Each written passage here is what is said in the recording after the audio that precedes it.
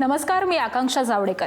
सरत्या आठवड्यात महाराष्ट्राच्या दृष्टीने कोणते महत्त्वपूर्ण निर्णय घेण्यात आले, कोणते महत्त्वाचे कार्यक्रम पार पडले आणि कोणत्या बातम्यांनी वेधलं राज्याचं लक्ष, हे सगळं जाणून घेणार आहोत महासप्ताह या आमच्या महाराष्ट्र विशेष बुलेटिनमधून।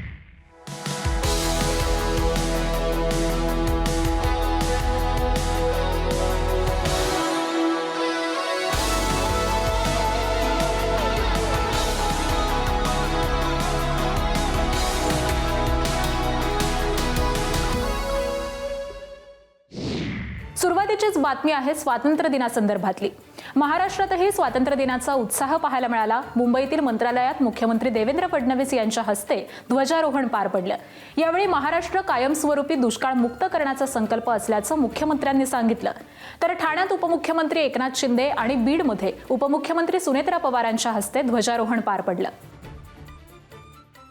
महाराष्ट्राच्या मागच्या पिढीने आणि या पिढीने मोठ्या प्रमाणात दुष्काळ बघितला, पण महाराष्ट्राची येणारी पिढी दुष्काळ पाहणार नाही। मराठवाडा असेल, विदर्भ असेल, उत्तर महाराष्ट्र असेल, पश्चिम महाराष्ट्रातले काही तालुके असतील, या ठिकाणी नदीजोड प्रकल्पाच्या माध्यमातून पुढच्या काळामध्ये पाणी आणून महाराष्ट्राला कायम दुष्काळमुक्त करण्याचा आपला प्रयत्न आहे। प्रधानमंत्री नरेंद्र मोदीजी यांच्या मार्गदर्शनाखाली राज्यातील अर्थव्यवस्था $1 ट्रिलियन ध्येयाकडे वेगाने निघाल्याचं चित्र आज दिसतंय। पण मी आपल्याला सांगताना मला समाधान आहे की महाराष्ट्राचं योगदान $1 ट्रिलियन पेक्षा आपलं नीती आयोगाने त्यांचा जो काही सर्वे केला त्याच्यामध्ये $1.5 ट्रिलियन हे महाराष्ट्राचं आपलं जे योगदान आहे ते मोठं आहे।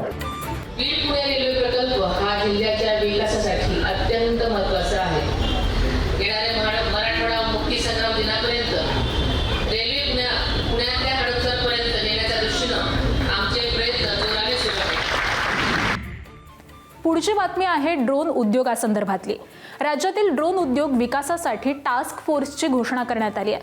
मुख्यमंत्री देवेंद्र फडणवीस यांनी ही घोषणा केली आहे। ड्रोन उद्योगासाठी आता पॉलिसी ऑफ पॉलिसीज तयार करण्यात येणार असून छत्रपती संभाजीनगरमध्ये ड्रोन सिटी उभारण्यात येणार आहे। तसंच ड्रोन उद्योगासाठी टेस्टिंग रेंज पेटंट खर्चासाठी राज्य शासनाच्या विविध योजनांचा एकत्रित लाभ उद्योजकांना मिळवून देणार असल्याची माहिती मुख्यमंत्र्यांनी दिली आहे। पुढची बातमी आहे मुंबईकरांसाठी। MMRDAच्या मुंबईतील विविध प्रकल्पांचं मुख्यमंत्री देवेंद्र फडणवीसांच्या हस्ते दूरदृश्य प्रणालीद्वारे लोकार्पण करण्यात आलं। त्यावेळी उपमुख्यमंत्री सुनेत्रा पवार याही उपस्थित होत्या। त्यात सांताक्रूज चेंबूर लिंक रोडच्या दुसऱ्या टप्प्याच्या लोकार्पणाचा मुख्य समावेश होता। या कार्यक्रमात मेट्रो मार्गिका 2B वरच्या चेंबूर स्थानकाचं लोकार्पण करण्यात आलं।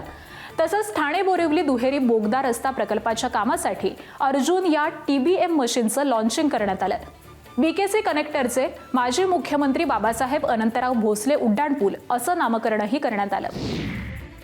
राज्यातील नागरिकांना विविध शासकीय योजनांचा लाभ अधिक सुलभतेने मिळावा यासाठी महत्त्वाचं पाऊल उचलण्यात आलंय। मुख्यमंत्री देवेंद्र फडणवीस यांच्या हस्ते महाडीबीटी 2.0 अंतर्गत 29 नवीन योजनांचा शुभारंभ करण्यात आला। या 29 नवीन योजनांच्या समावेशानंतर महाडीबीटी पोर्टलवरील उपलब्ध योजनांची संख्या आता 105 वरती पोहोचली आहे। तर आणखी 231 योजनांचं काम प्रक्रियेमध्ये असल्याची माहिती मुख्यमंत्री देवेंद्र फडणवीसांनी दिली आहे। महाडीबीटी व्यवस्था सुरू झाल्यापासून सरकारी योजनांच्या अंमलबजावणीत पारदर्शकता आणि उत्तरदायित्व वाढलंय। तसंच योजनांचा गैरवापर देखील लक्षणीयरित्या कमी झाल्याचा दावा मुख्यमंत्र्यांनी केलाय। स्वातंत्र्य दिनाच्या निमित्तानं राज्यातील 124 आरोग्य संस्थांचं उद्घाटन करण्यात आलं। ठाणे जिल्ह्यातील बदलापूर उपजिल्हा रुग्णालय आणि खर्डी ग्रामीण रुग्णालयाचं लोकार्पण उपमुख्यमंत्री एकनाथ शिंदे यांच्या हस्ते दूरदृश्य प्रणालीद्वारे करण्यात आलं। यावेळी माझं गाव आरोग्य संपन्न गाव ही संकल्पना राज्यातील प्रत्येक गावामध्ये रुजवण्याचा निर्धार व्यक्त करण्यात आलाय।